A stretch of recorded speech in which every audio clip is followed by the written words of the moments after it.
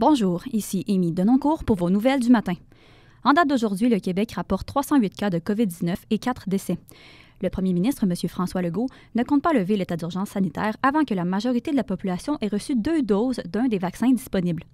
Selon les informations rapportées par le Journal de Québec samedi dernier, le gouvernement souhaite maintenir l'état d'urgence sanitaire au moins jusqu'à la fin du mois d'août pour permettre aux policiers d'empêcher les rassemblements illégaux et d'assurer le bon fonctionnement de l'opération de vaccination. Les arrivages de masse de nouvelles doses du vaccin de Pfizer permettront d'accélérer l'administration de la deuxième dose pour tous les groupes d'âge. Heureusement, grâce à la baisse constante de cas de COVID-19, la plupart des régions du Québec retrouveront un peu de liberté lundi lorsqu'elles passeront en zone orange. Cependant, Montréal et Laval devront attendre au moins jusqu'au 7 juin prochain avant de voir leur région changer de palier de couleur. À compter de midi aujourd'hui, pour une durée de 24 heures, le personnel de soutien de plusieurs centres de services scolaires francophones et commissions scolaires anglophones de la province seront en grève. Au total, ce sont 35 000 employés de soutien présents dans 31 centres de services scolaires francophones et 2 commissions scolaires anglophones. Ce sont ceux représentés par la Fédération des employés et employés de services publics qui participeront à ce moyen de pression. Il faut mentionner que la condition salariale est un point particulièrement important du conflit puisque la majorité des employés en grève gagnent moins le salaire moyen du Québec. Plusieurs doivent jongler avec des horaires peu constants et souvent à temps partiel. Selon l'organisation syndicale, une grande part du personnel de soutien gagnerait moins de 25 000 $ par année. Lors du dernier budget fédéral, Ottawa a annoncé le transfert de 355 millions de dollars destinés à bonifier le programme québécois d'aide financière aux études. Les associations étudiantes s'impatientent et réclament que la totalité de la somme annoncée par Ottawa afin de bonifier l'aide financière aux études soit réinvestie par Québec dans le programme des prêts et bourses. Les étudiants demandent à la ministre Mécan de faire connaître rapidement son plan de match d'ici la fin juin, au plus tard, afin que les sommes supplémentaires soient disponibles dès la rentrée. Amazon rachète le célèbre studio hollywoodien MGM pour 8,45 milliards de dollars. Aujourd'hui, le géant américain du commerce en ligne annonçait qu'il allait mettre la main sur un vaste répertoire pour poursuivre ses ambitions en matière de diffusion en continu. Il s'agit de la deuxième acquisition la plus chère de l'histoire d'Amazon après le rachat des supermarchés américains Whole Foods pour 13,7 milliards de dollars en 2017. De son côté, Amazon comptait à la mi-avril plus de 200 millions d'utilisateurs de son service Prime qui donne accès à des livraisons gratuites et rapides à sa plateforme d'enregistrement. Encore une défaite pour le Canadien hier soir contre le Maple Leaf de Toronto par la marque 4-0. Le combat pour la Coupe Stanley est maintenant 3-1 pour Toronto. Pour plus de nouvelles, rendez-vous sur le site web du show des Leftos. Plus qu'une radio, un style de vie. Week-end Radio. Week-end 99.5. Le show des Leftos avec Lydia Bonin, Amy Denoncourt et Élodie Laflamme. Le show des Leftos. Oh oh, le show des Leftos. Bonjour tout le monde, j'espère que vous allez bien. Moi, ça va numéro 1 en cette chaude journée à Montréal. Il est 7h20, vous écoutez le show des Leftos avec Lydia Bonin et je suis bien sûr en compagnie de mes collaboratrices Amy et Élodie. Bonjour! Allô! Élodie, un peu plus tard, tu nous parles d'un débat qui fait rage au sein des milléniaux. Oh oui, Lydia, j'ai vraiment hâte de savoir si vous êtes dans l'équipe qui est plus répondre au téléphone ou dans l'équipe texto. J'ai hâte de savoir, les filles, vous êtes dans quel clan? Oh, très intéressant. Et un peu plus tard, on reçoit un propriétaire d'un bistrot pour venir nous parler de la fermeture du pont de l'île aux Tourtes qui a lieu depuis jeudi passé. Le show des Leftos.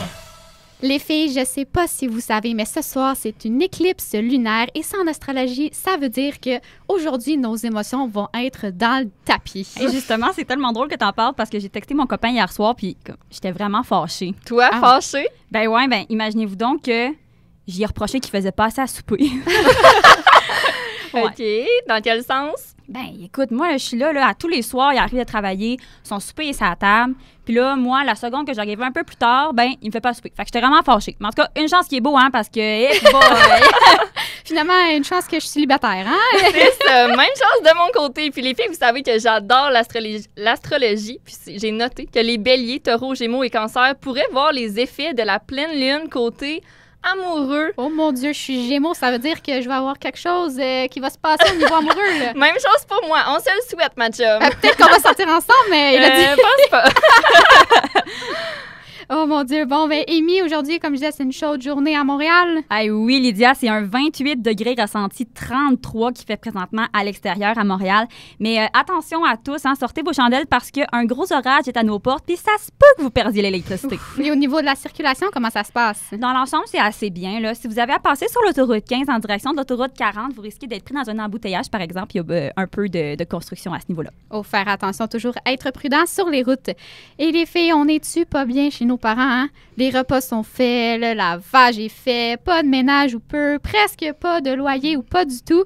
Mais avec la crise du logement là, qui fait rage en ce moment, ça incite vraiment pas à aller en appartement ou en condo ou autre endroit. Et je trouve ça vraiment dommage parce qu'un toit, on s'entend que c'est un besoin fondamental. On doit habiter à quelque part. Et déjà que les loyers sont chers, il manque en plus d'endroits où habiter.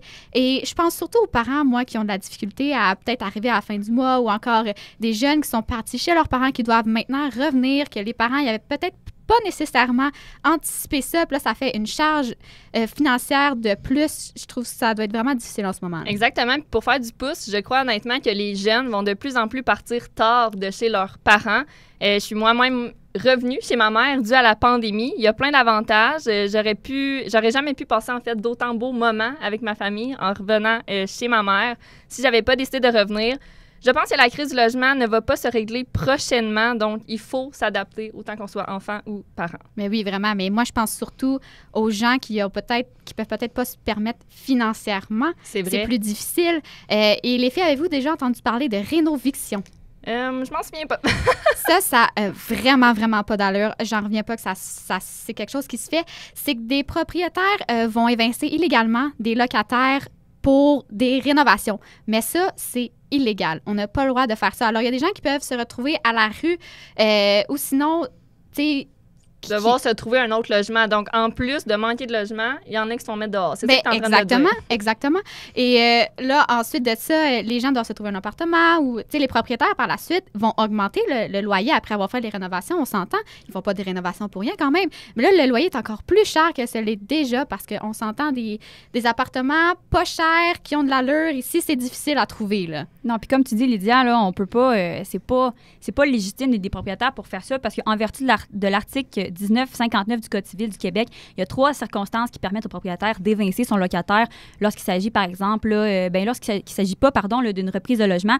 Donc, les 3 raisons sont les suivantes. S'il veut subdiviser son logement, s'il veut agrandir le logement ou s'il veut changer l'affectation de l'immeuble pour en faire, par exemple, un immeuble commercial. Bien, ça n'a pas d'allure, selon moi, ce qui se passe en ce moment.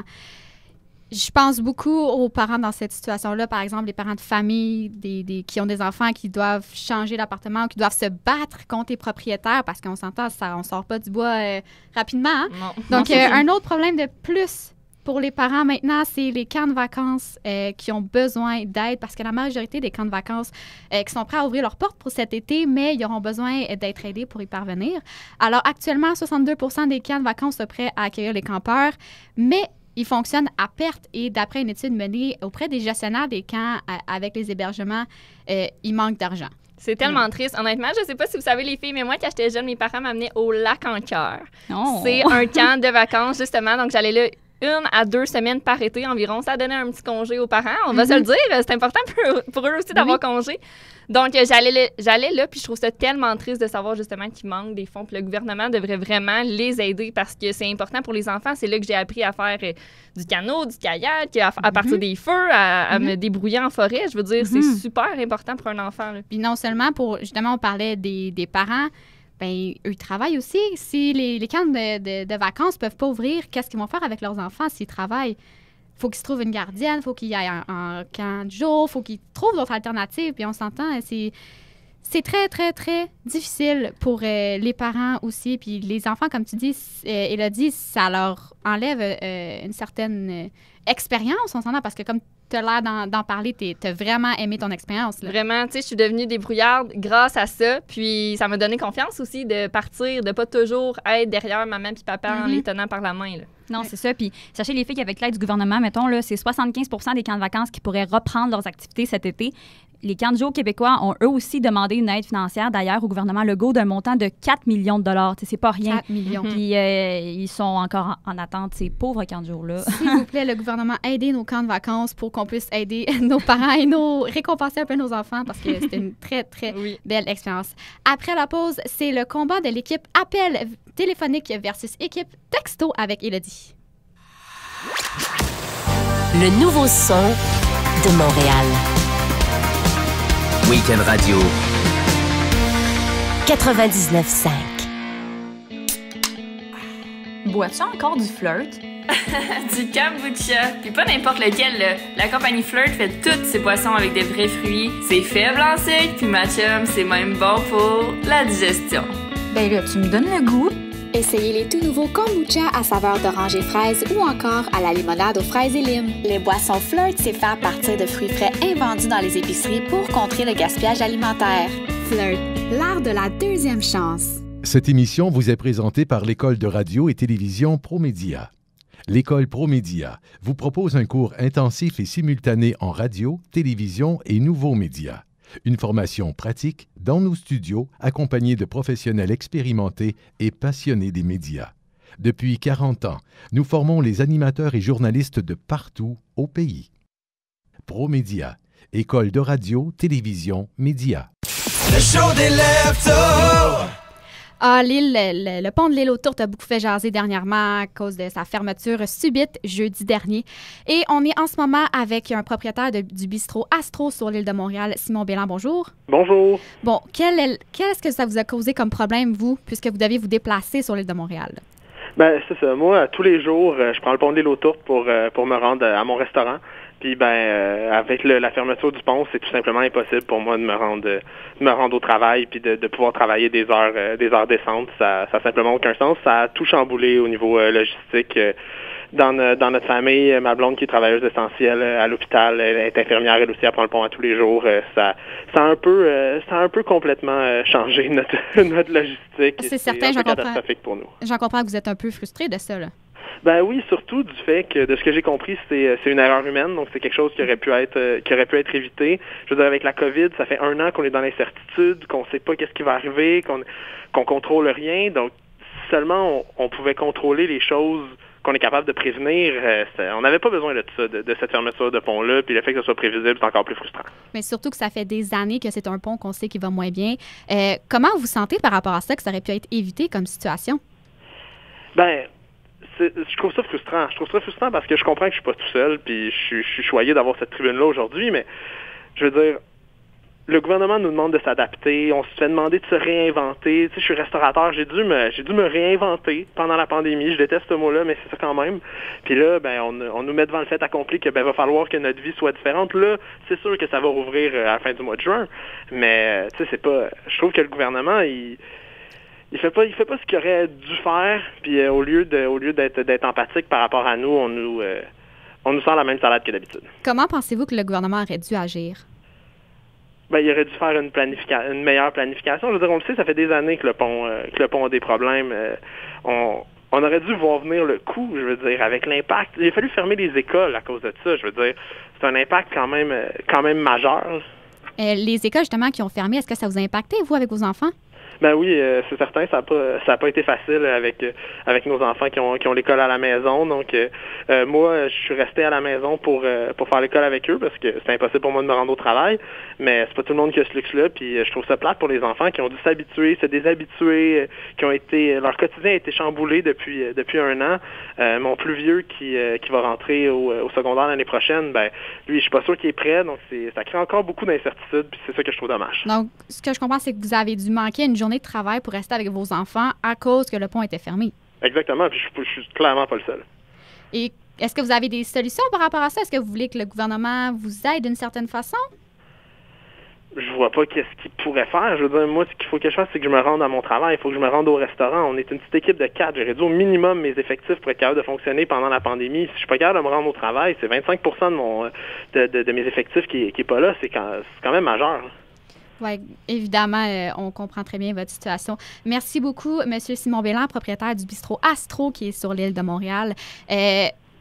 Pour vrai, les filles, là, Mon père est passé par ce pont et au lieu de prendre 1 heure, en général, pour se rendre dans son travail, ça lui a pris 3 heures. Donc, c'est vraiment quelque chose de très, très gros. On espère... La chronique qui vous sort du lit. Elle a dit ce matin que t'es arrivé quelque chose d'incroyable. Incroyable, tu dis, genre, ça m'était pas arrivé depuis au moins 1 an. Mais voyons, qu'est-ce qui t'est arrivé? Êtes-vous prête à le savoir? Vous pensez quoi? Ah, t'as-tu réussi à te faire à manger sans tout brûler? Non, vraiment pas drôle, ça. Est-ce que t'as eu du sexe? Non plus! Ben là... c'est pas de beaux affaires, ça. Donc, j'ai répondu au téléphone. Au téléphone? Au téléphone, ben là. Ouais, pour vrai, je sais pas pour vous, mais ça m'angoisse de répondre au téléphone. Genre, plus je vieillis, moins j'aime ça.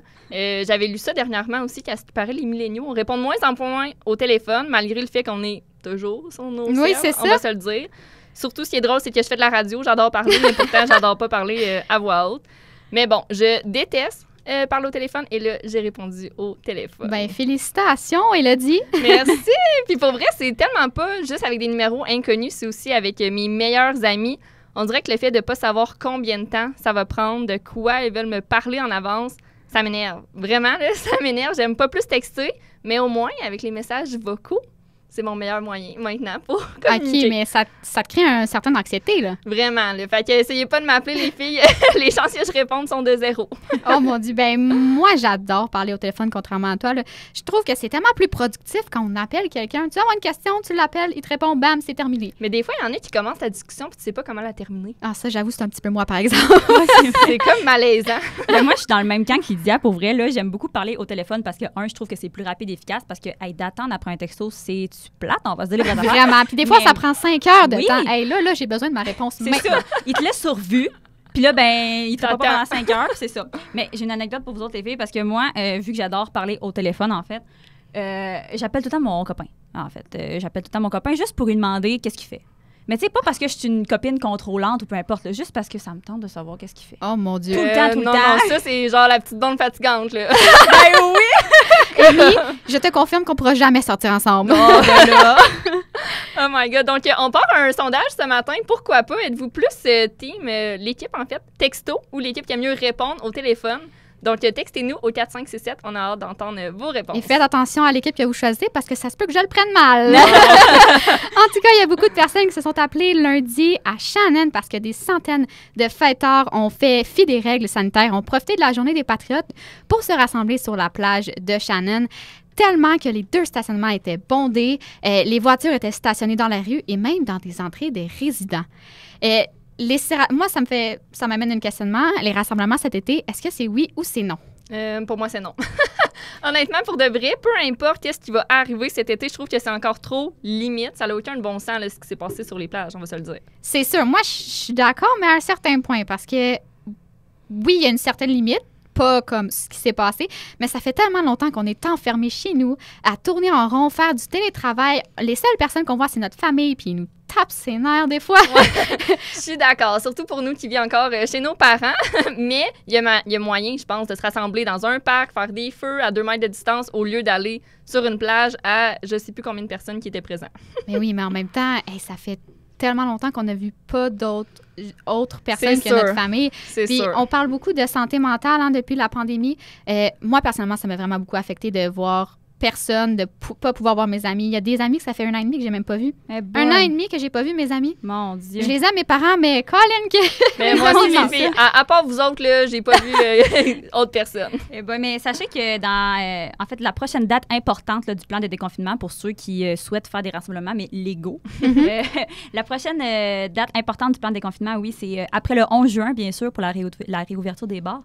C'est le 25 juin où, là, les rassemblements de 2500 personnes en plein air seront permis. Puis aussi, sachez, les filles, que selon la docteure Mylène Drouin de la santé publique, à Montréal, par exemple, on parle de Shannon à Québec, mais à Montréal aussi, il y aurait plus de la moitié des éclosions dans la communauté qui est associée au rassemblement dans les parcs. Parce que, bon, avant Shannon, on a vu là, les rassemblements dans les parcs à Montréal qui étaient quand même une problématique importante là, au niveau des éclosions. Donc, voilà, c'est ça. Attendons le 25 juin avec impatience. S'il vous plaît, on fait quand même attention parce qu'on s'en va tellement bien avec la vaccination. Hein? Un petit peu plus que 300 cas. On se rappelle, à un certain moment, il n'y a pas si longtemps, on était à 1000 par jour. Donc, s'il vous plaît, on continue de faire attention, d'être prudent pour l'été quand même, mais on essaie d'en profiter un peu pour notre santé mentale. C'est ça.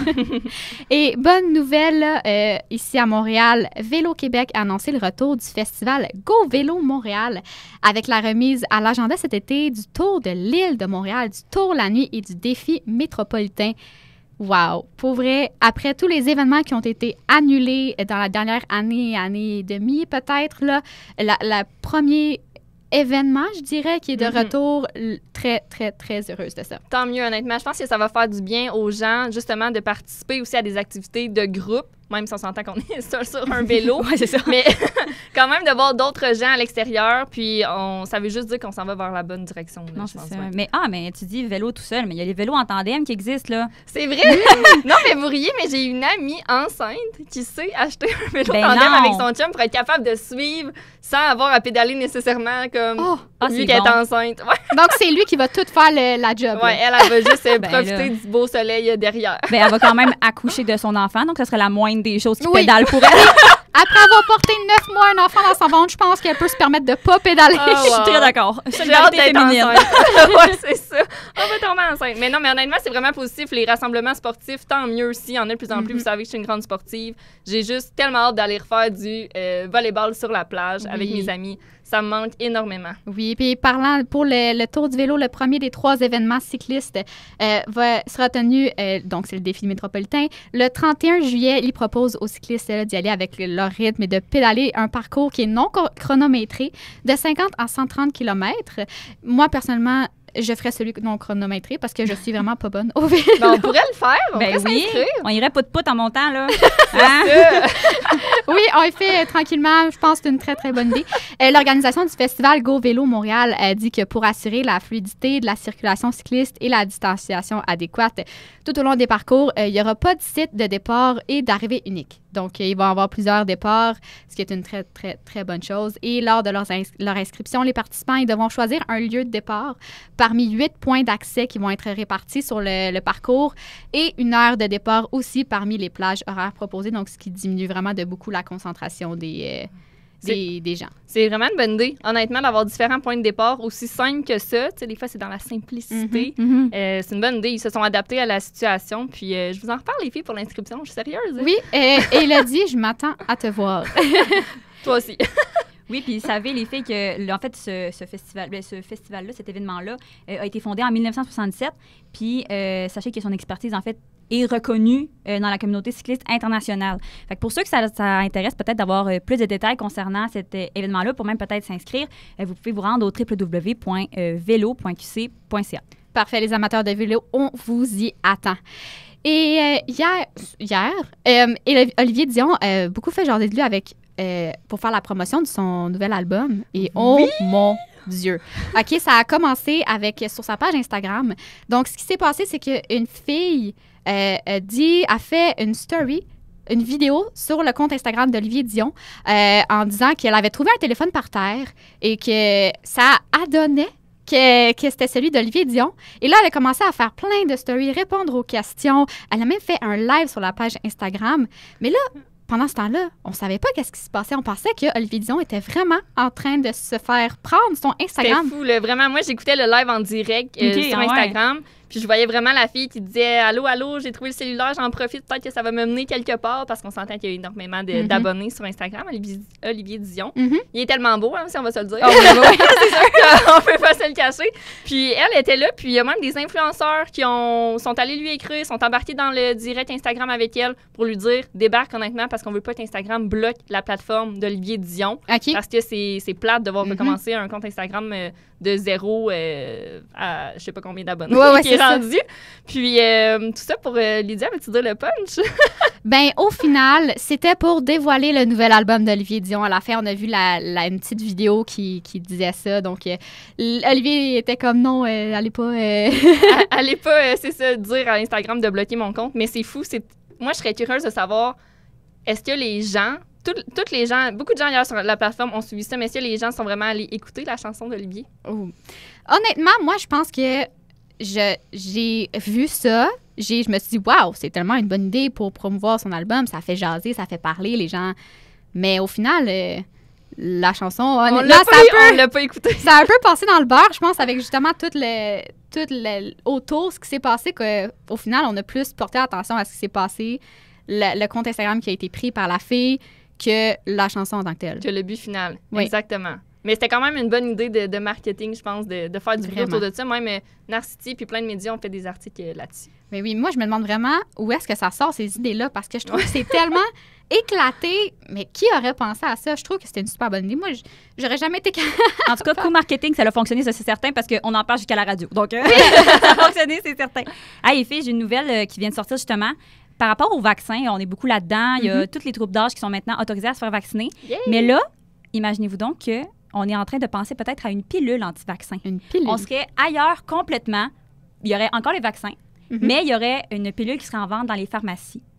Donc, je suis sûre qu'on n'est pas demain la veille pour essayer d'avoir des pilules contre la COVID-19 dans les pharmacies parce que, bon, ça a quand même pris 1 an et quelques avant d'avoir 3 vaccins qui sont fonctionnels. Hey, mais une pilule contre le COVID-19, est-ce que vous y croyez? Comment vous voyez ça? Ce que je me demande, je peux y aller, Lydia, c'est que est-ce que c'est une raison pour qu'on ait accès plus facilement versus le vaccin? Est-ce que ça va être libre sur les tablettes? Il va falloir une prescription? Et libre? Moi, je n'irais pas jusqu'à mettre libre, honnêtement, parce que ça vient trop comme... Gérer ça, c'est un peu difficile. C'est pas comme des pilules que tu prends pour un mal de tête, là. Non, c'est ça. C'est pas des Advil, là. Non. Surtout que quand on a un vaccin, on a la petite étampe dans notre carnet de vaccin. C'est la preuve qu'on a été vacciné. Donc là, acheter une pilule en pharmacie, on n'a pas la même preuve. Là. Non, c'est ça. Puis, tu sais, je suis allée au Costa Rica il y a 2 ans. Puis, on m'offrait la possibilité d'avoir le vaccin, comme un vaccin, ou prendre le vaccin oral, qui était le même principe, là, une pilule. Ah, intéressant. Sauf que le vaccin, c'était bon, je pense, à une affaire de 6 mois. Puis, la pilule, c'est bon 7 ans. Fait que je me suis dit, je vais prendre la pilule, tu sais. Fait que ça va m'éviter d'aller me refaire vacciner à toutes les fois pour la même affaire. Donc, je sais pas, par exemple, à savoir peut-être si la pilule, elle va toffer ou bien elle va durer dans notre corps plusieurs années plutôt que de se refaire vacciner à toutes les années comme avec la grippe pour le COVID, par exemple. Moi, je suis une personne qui déteste les vaccins. Je déteste mon corps, il rejette un vaccin. T'as peur des aiguilles? J'ai peur des aiguilles. Mon corps n'aime pas les aiguilles. Je tremble, je commence à avoir chaud, j'ai des étourdissements. Ça va vraiment pas. Pour une personne comme moi, je prendrais la pilule 110 %. Ah ouais? OK. Ouais, sans aucune hésitation. C'est un bon point. Ouais, même si c'est pas... c'est peut-être moins efficace qu'un vaccin, mais... Est-ce que tu as été vaccinée déjà pour la COVID? Oui. Comment ça s'est passé de ce côté-là? J'étais vraiment anxieuse. Il n'y a pas grand-chose dans la vie qui me rend anxieuse. Mais ça, les vaccins, les piqûres, les prises de sang, je déteste. J'ai eu mon vaccin. Honnêtement, c'était beaucoup moins pire que ce que je pensais. En général, comme je vous dis, j'ai ces symptômes-là. Je tremble, j'ai chaud, j'ai des étourdissements. Je dois me faire piquer coucher pour éviter ça. Mais avec là où est-ce que j'étais allée, j'avais pas le choix de me faire piquer coucher. Assise. Alors là, c'est ça, j'anticipais un peu. J'étais comme, comment je vais réagir? Est-ce que... Je sais pas trop, mais au final, ça n'a pas tant fait mal. Ça avait comme la sensation d'un petit pincement. OK. Donc, c'était pas si pire. Tant mieux. Ah, c'est ça! J'ai pas eu d'autres effets secondaires, une chance, mais par contre, le lendemain, quand je me suis réveillée, mon bras, là... Oh là là! Ah ouais? Hey. J'avais de la difficulté à le lever dans les airs. Tellement que ça faisait mal. C'est vrai. C'est vrai qu'avec une pilule, tu n'aurais peut-être pas ces symptômes-là. Mais je serais curieuse qu'on demande à nos auditeurs. Est-ce qu'ils sont plus vaccins ou est-ce qu'ils sont plus pilules? Pour la COVID, bien sûr. Oui, non, définitivement. Là, on ne parle pas d'autre chose. On ne sous-entend rien. On parle du COVID. C'est ça, il est présentement à 7h50. Au retour de la pause, Élodie, tu testes nos connaissances sur l'actualité avec notre jeu de Qui a dit quoi? Oui, j'espère que vous êtes prêtes. Wouhou! Adopter Week-end, c'est plus qu'opter pour une simple fréquence. La nouvelle musique, c'est la fondation de notre radio. Les découvertes sont au cœur de l'univers Week-end.